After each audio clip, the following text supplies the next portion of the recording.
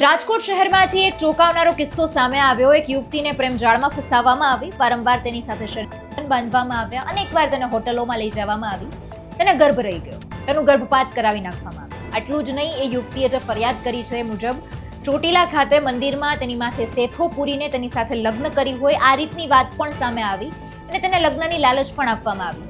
જોકે ત્યારબાદ આ યુવતીને છોડી દેવામાં આવી. યુવતીએ ફરિયાદ નોંધાવી અને હાલ આ આરોપીની અત્યારે ધરપકડ કરી લેવામાં આવી છે.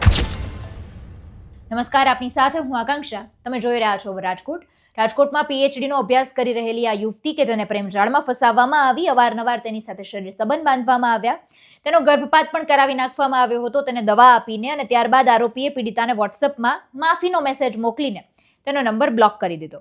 પીડિતાએ ફરિયાદ નોંધાવતા જ પોલીસે જે મુખ્ય આરોપી છે તેનું નામ છે ચિંતન મકવાણા, તેની અત્યારે ધરપકડ કરી લીધી છે.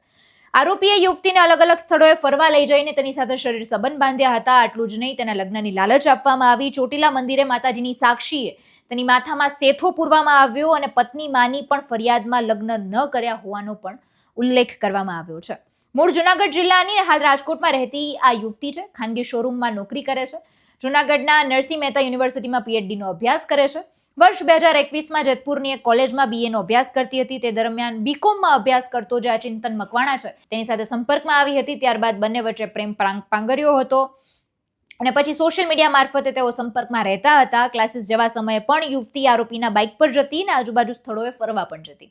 એટલે આ રીતે એક આખો કેસ સામે આવ્યો છે. હાલે આરોપી જે છે તેની ધરપકડ કરી લેવામાં આવી છે. સમગ્ર મુદ્દાને લઈને પ્રતિક્રિયા પણ આવી છે, તો તેને સાંભળીએ. ગઈકાલે ફરિયાદ નોંધાયેલી. જે બાબતે આરોપી ચિંતન ભરતભાઈ મકવાણા, એનું ગામ ગેડરવા, તાલુકો જેતપુર, જિલ્લો રાજકોટનો રહેવાસી છે. જે ફરિયાદી બેન સાથે અવારનવાર તેને ગર્ભ ધારણ કરાવી અને ગર્ભ ધારણ હોવાનું જાણ થતા તેને દવાઓ લાવી આપી ગર્ભપાત કરાવ્યા અને અવારનવાર બંને સાથે ભણતા હોય કોલેજની અંદર, જેતપુર કોલેજની અંદર. તેથી પરિચયમાં તમે મોબાઈલ ફોનથી વાતચીતો, સોશિયલ મીડિયા મારફતે વાતચીતો કરી અને એકબીજાના સંપર્કમાં હોવાને કારણે આ બનાવ બને. કેટલા સમયથી સંપર્કમાં હતા ને શું લાલચ આપી હતી, કઈ કઈ જગ્યાએ?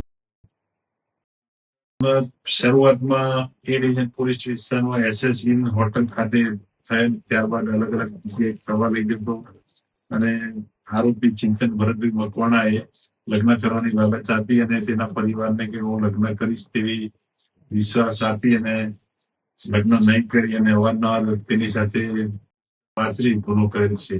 કોઈ ધાર્મિક સ્થળે લઈ જઈને ત્યાં સેથોપુર ને એવું પણ લાગે છે?